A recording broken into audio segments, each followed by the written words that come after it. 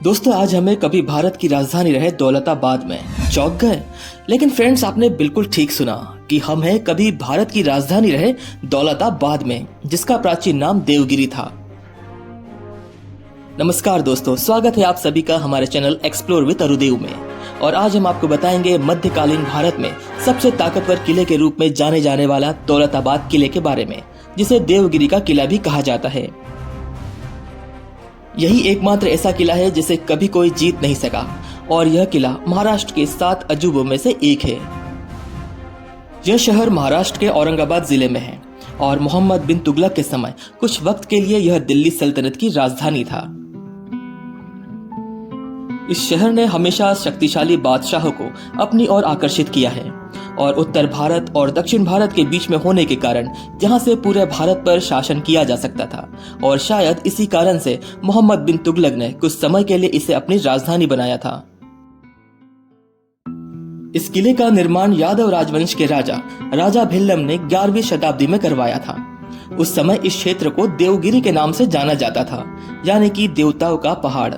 लेकिन जब 14वीं शताब्दी के दौरान तुगलक वंश द्वारा इस किले पर कब्जा किया गया, तब इस जगह का नाम बदलकर दौलताबाद कर दिया गया। वैसे दोस्तों, इस देवगिरी के किले को सीधे सीधे किसी के भी द्वारा नहीं जीता जा सका। इस किले को जीतने के लिए छल कपट की सहायता ली गई, तब जाकर किसी वंश ने इस किले पर अपना शासन स्थापित किया। कहा जाता है कि इस देवगिरी किले पर यादव, खिलजी, तुगलक और मुगलों ने शासन किया था। देवगिरी का किला लगभग 200 मीटर ऊंची एक पहाड़ी पर निर्मित सुरक्षित और शक्तिशाली किला है। इस किले के मुख्य दरवाजे को महाकोट दरवाजा कहा जाता है, जिसे वर्तमान समय में पर्यटकों को किले के अंदर प्रवेश के लिए उपयोग में लिया जाता है। इस किले में प्रवेश करने के बाद आपको कई सारी तोपें देखने को मिलेगी, जिनका उपयोग युद्ध के दौरान किया जाता था। इन्हीं कई तोपों में से आपको एक विशाल तोप भी नजर आएगी, जिसे मेढ़ा तोप कहा जाता है और यह तोप भारत की दूसरी सबसे बड़ी तोप के रूप में जानी जाती है। इसके अलावा यहाँ आपको एक बड़ी सी मीनार भी देखने को मिलती है और इस मीनार के बारे में बताया जाता है कि यह कुतुब मीनार के बाद दूसरी सबसे ऊंची मीनार है। इस मीनार को चांद मीनार के नाम से जाना जाता है। चांद मीनार को 1445 ईस्वी के दौरान इस किले पर अलाउद्दीन बहमनी ने कब्जा करने के बाद बनवाया था। यह मीनार 3 मंजिला है, जिसमें 230 सीढ़ियां हैं।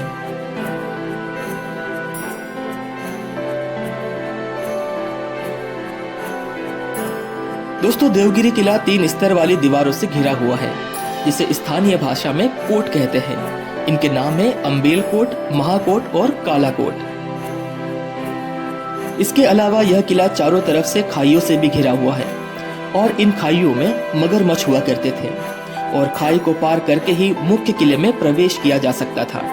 वहीं खाई पार करने के लिए केवल एक ही पुल था और इस पुल के बाद घुमावदार और सकरे रास्ते हैं, जो अंधेरे में हुआ करते थे और इन रास्तों पर सूरज की रोशनी पहुंच पाना भी मुश्किल था और कृत्रिम रोशनी तो थी ही नहीं।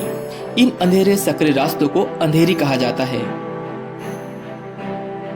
अगर कभी दुश्मन सेना खाई पार करने में सफल भी हो जाती थी, तो उसके बाद उन्हें इस अंधेरी का सामना करना पड़ता था। इस अंधेरी में गर्म तेल और जहरीली गैसों को भी उपयोग में लाकर दुश्मनों को मुख्य किले तक नहीं पहुंचने दिया जाता था। इस अंधेरी के आगे भूल भुलैया है, जहां शत्रु सेना को भूल भुलैया में फंसाकर मारने के अनेक उपाय थे। इस घुमावदार और सक्रिय अंधेरी के अलावा किले के प्रवेश द्वार पर लोहे की बड़ी अंगीठी बनी है, जिसमें आग सुलगाकर धुआं किया जाता था ताकि आक्रमणकारियों को बाहर ही रोका जा सके।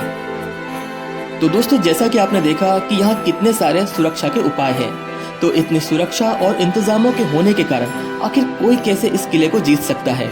इस किले पर वैसे तो अलग अलग समय में कई वंशों ने राज किया, लेकिन सीधे सीधे इस किले पर कोई अपना आधिपत्य नहीं जमा सका। छल कपट या और किसी दबाव के चलते ही यहाँ पर कई वंशों ने राज किया। दोस्तों, इस किले ने कई राजवंशों के पतन और उदय को देखा है। तो आप भी कभी महाराष्ट्र के औरंगाबाद शहर आए तो इस देवगिरी किले को देखे बिना वापस न जाए। जाते जाते अब आपको बता दें कि इस किले के आसपास कई ऐसी जगह है जिसे आपको जरूर घूमना चाहिए। इन पर्यटक स्थलों में अजंता एलोरा की गुफाएं, बीबी का मकबरा, औरंगजेब का मकबरा और दिल्ली गेट फेमस है। तो फ्रेंड्स, देवगिरी किले से जुड़ी आपको ये जानकारी पसंद आई हो तो वीडियो को लाइक और शेयर करें। और यदि आप अपनी कोई राय देना चाहते हैं या किस प्लेस पर जाकर हम वीडियो बनाएं और उसकी इन्फॉर्मेशन आप तक पहुंचाएं, तो इसके लिए आप अपने सुझाव कमेंट बॉक्स में लिख सकते हैं। और चैनल पर यदि नए हो तो चैनल को जरूर सब्सक्राइब कर लीजिए।